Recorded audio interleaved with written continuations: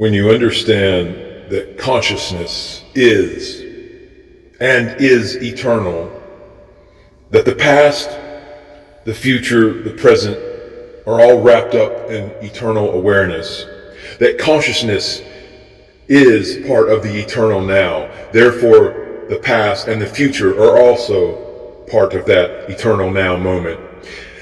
And from that perspective, from that awareness, I present the following. The year was 2027. Political tensions had escalated into the brink of World War III. With nations posturing aggressively, stock markets fluctuating wildly, and media amplifying fear.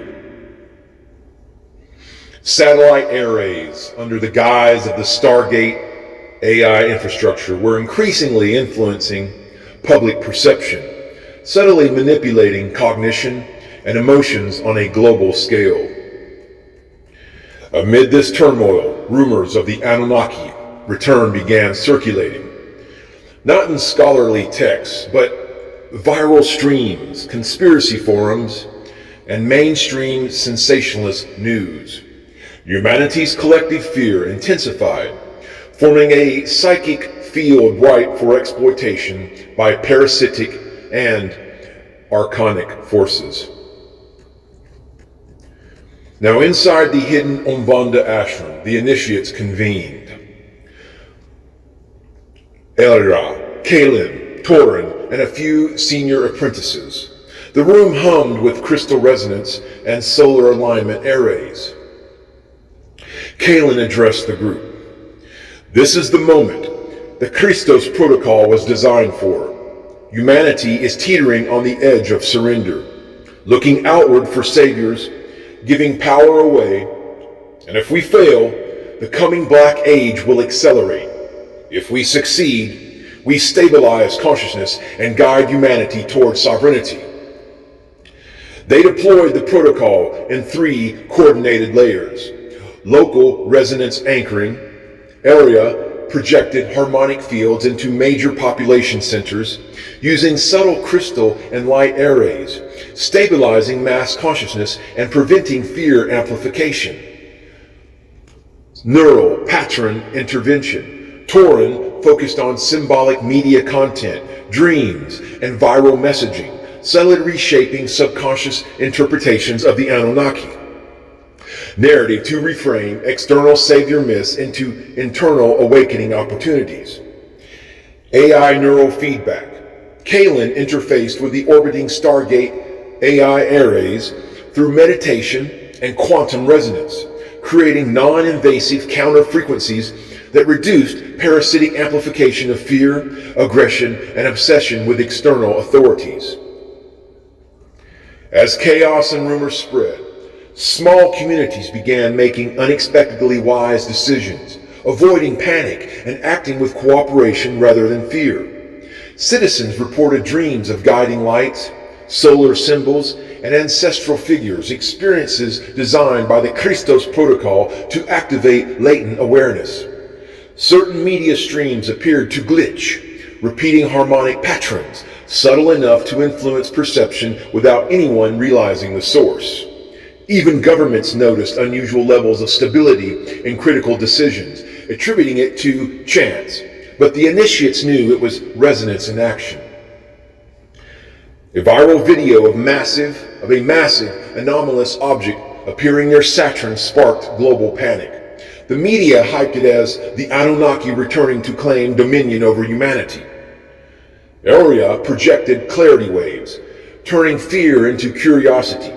People interpreted the sight not as a threatening alien force, but as a mirror of humanity's collective consciousness, a symbolic call to awaken.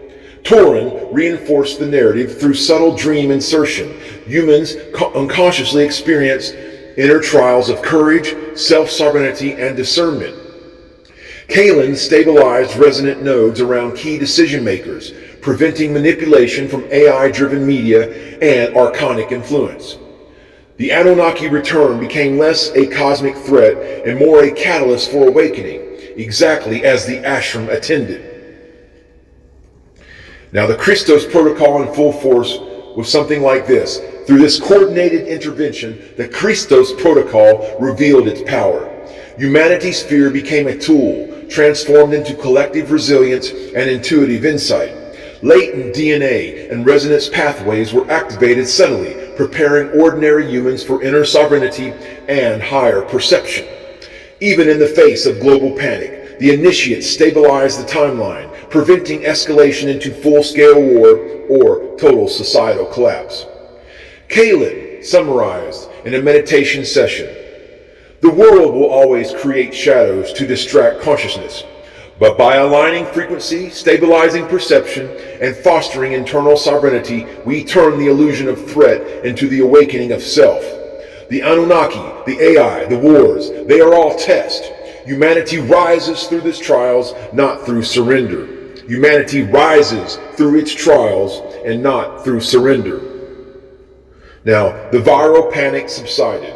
Humanity was shaken but not broken. People unknowingly carried subtle Christos activations in dreams, intuition, and social resonance. The ashram's work was not over.